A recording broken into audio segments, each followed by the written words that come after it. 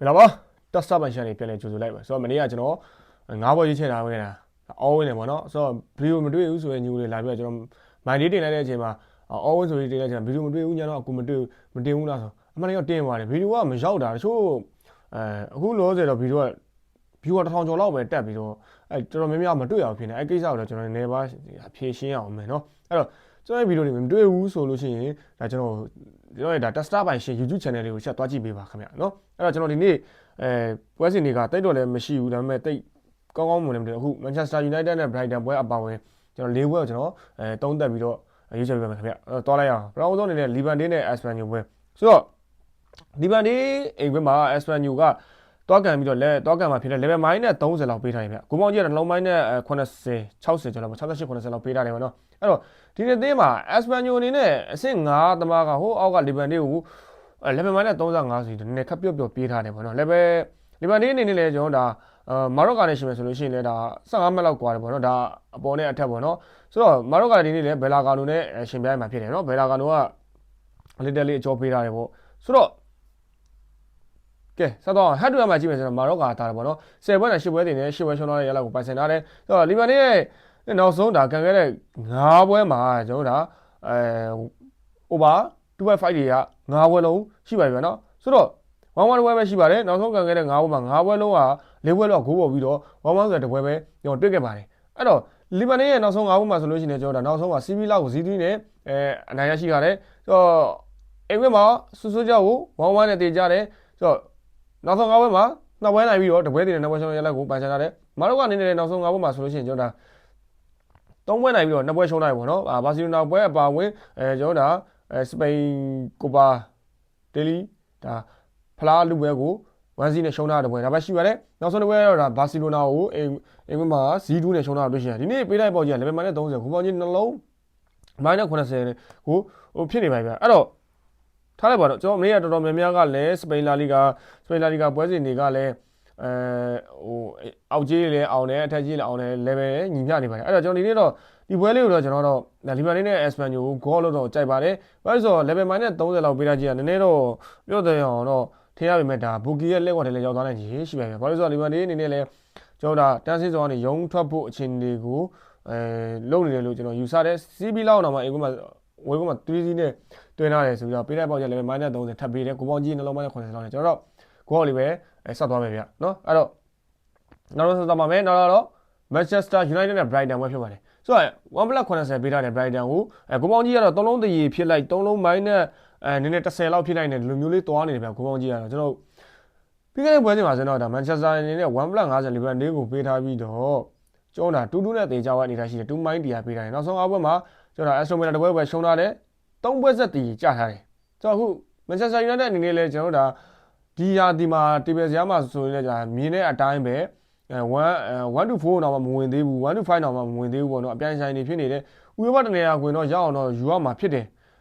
နီးပြားတွေအပြောင်းလဲဖြစ်နေတဲ့ဒီ Manchester United ကတိတ်ပြီးတော့အားရစရာလည်းမရှိခဲ့ဘူးအခုဆိုရင်တော့ကျွန်တော်တို့အာဖရိကကစားသမားတွေအနေနဲ့မက်ဆီရီတိုတယောက်ပဲပြန်ပါမလာသေးဘူးကျန်တဲ့ကစားသမားတွေကတော့နောက်ပတ်လောက်မှာပြန်ပြီးတော့ပူပေါင်းလာပဲရှိမယ်အာမတ်ရှိမယ်အမ်ဘူမိုးတို့ရှိမယ်ပေါ့နော်နောက်ပတ်မှာပြန်ပါလာပဲရှိမယ်ဒီနေ့မှာတော့လည်းဒါ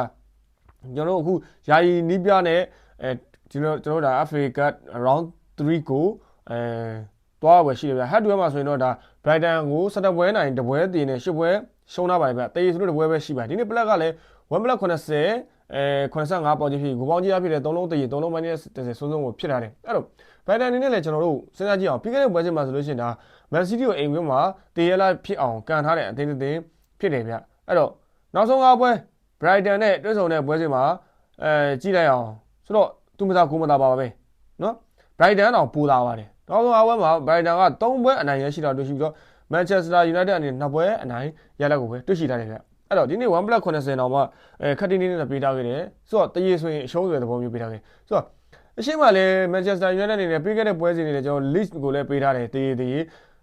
းရလက်တေးပေးထားခဲ့တယ်တေးကြတယ်draw ပေးထားခဲ့တယ်ပေါ့နော်တေးပါပဲအဲ့တော့လည်းကြည့်ရတယ်နော်အဲ့တော့ဘန်လီကို1+50ပေးတယ်ရှုံးတယ်အခုကိုလည်းကြေးကြောပေးတယ်ရှုံးတယ်နော်ယူကာစီကိုတော့ကြေးနဲ့ပေးတယ်ပေါ့နော်ကြေးကြောပေးတယ်ပေါ့နော်အဲ့တော့လည်းဒါကြေးတော့နည်းနည်းတော့ပါစားရတယ်အဲ့တော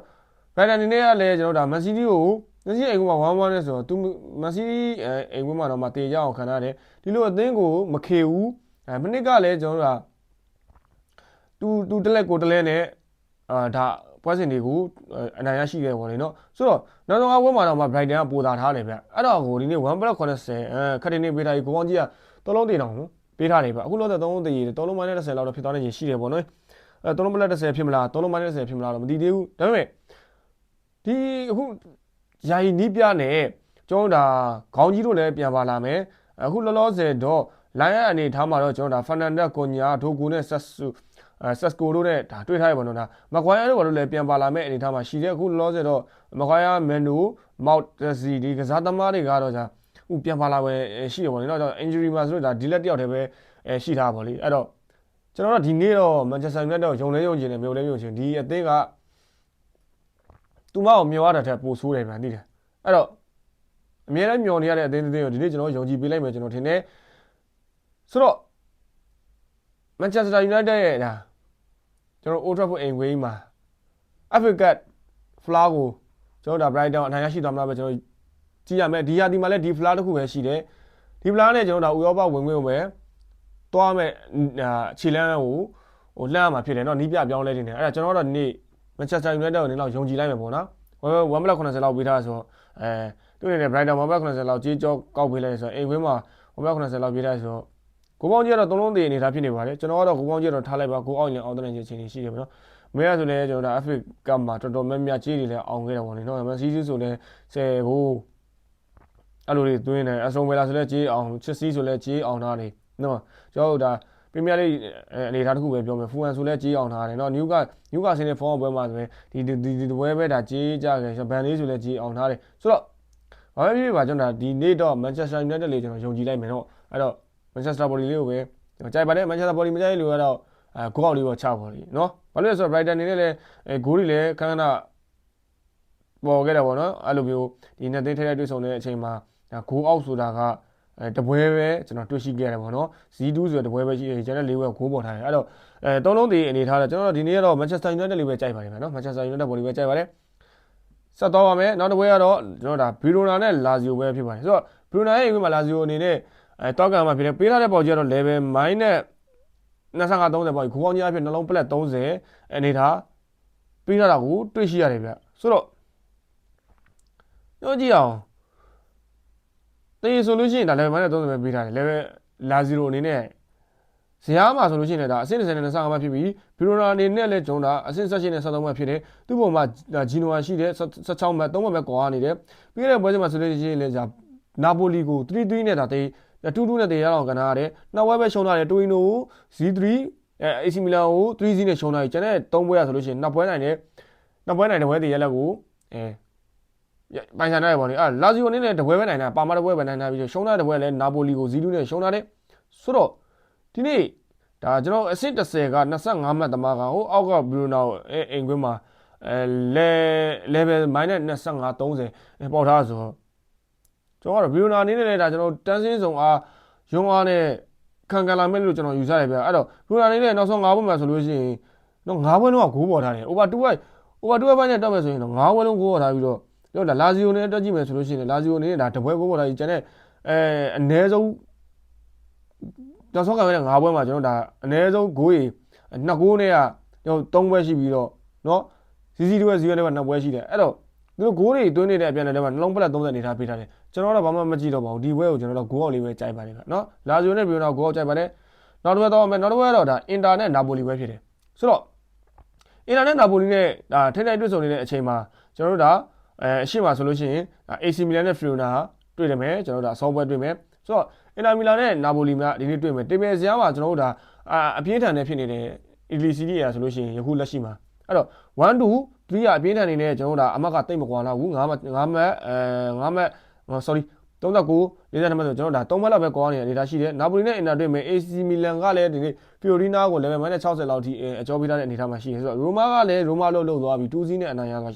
ရှိသွားတယ်နော်ဆိုတော့ကိုမိုကလည်းကျွန်တော်တို့ဒါမနေ့က1-1တေးရလက်ကိုပိုင်ဆိုင်ထားတဲ့ဂျူဗင်နဲ့လည်းခရစ်မိုနီနဲ့ကန်မယ်ဗျကျွန်တော်ဇန်နဝါရီ23ရက်နေ့မှာအဲ့တော့အင်ကွင်းမှာ1 65 80ပြီးလိုက်ဂိုးအောင်ကျဲနှလုံးမနဲ့30ပြီးထားတယ်အင်တာကပြီးခဲ့တဲ့ကျွန်တော် ဒါကျွန်တော်ဒါ2025ပြီးခဲ့တဲ့ပွဲစဉ်မှာဆိုလို့ရှိရင်အိမ်ဝင်းမှာနာပိုလီရဲ့အိမ်ဝင်းမှာ3-1နဲ့တော့ရှုံးနေထားတာဆိုတော့ဥပမောက်ကြီးကတရေဆိုလို့ရှိရင်အပြတ်ရှုံးဆိုတဲ့အနေအထားပေါက်နေတယ်1.80ပေးထားတယ်အင်တာအနေနဲ့ကျွန်တော်တောက်ရှော့ကိုကြေးအောင်ထားတယ်တွေ့ရှိရတယ်G2ပါမောက်ကိုကြေးအောင်တယ်ဘလိုနာကိုကြေးအောင်တယ်အတ္တလန်တာကိုလည်းကြေးအောင်တယ်ဘလိုနာ1-1ဒါခါတော့ကျွန်တော်တို့ဟိုတနေ့ကဖလားပွဲထားလိုက်ပါတော့ဂျီနိုဝါကို1-2နဲ့အနိုင်ရရှိတယ်ဆိုတော့နာပိုလီလည်းအတိုင်းပဲ0-0တွေနဲ့ကြေးအောင်တာလည်းရှိတယ်ဘီလိုနာတပွဲတွေပဲကြေးချက်ထားဆိုတော့သူမသားကိုမသားပါပဲဒီအသေးသေးရအဲ့ဒါကြောင့်လည်း1+60ကနေ80ကြားပေးထားပြီကိုကောင်းကြီးကတော့နှလုံးမိုင်းနဲ့30တဲ့ဖြစ်တင်လားဆိုတော့ဖြစ်တင်လို့သူပေးထားတာပါကျွန်တော်ကတော့အင်တာဘော်ဒီကိုပဲကြိုက်ပါတယ်နာပိုလီတို့ကိုပြန်ပြီးလက်စားချင်မယ်လို့ကျွန်တော်ယူဆတော့အင်တာဘော်ဒီပဲကြိုက်ပါတယ်ဗျအဲ့တော့ဒီနေ့ကတော့ဒီ၄ဘွဲလောက်ပဲကျွန်တော်ပြောချင်ပါတယ်ဆိုတော့ညီကောင်များ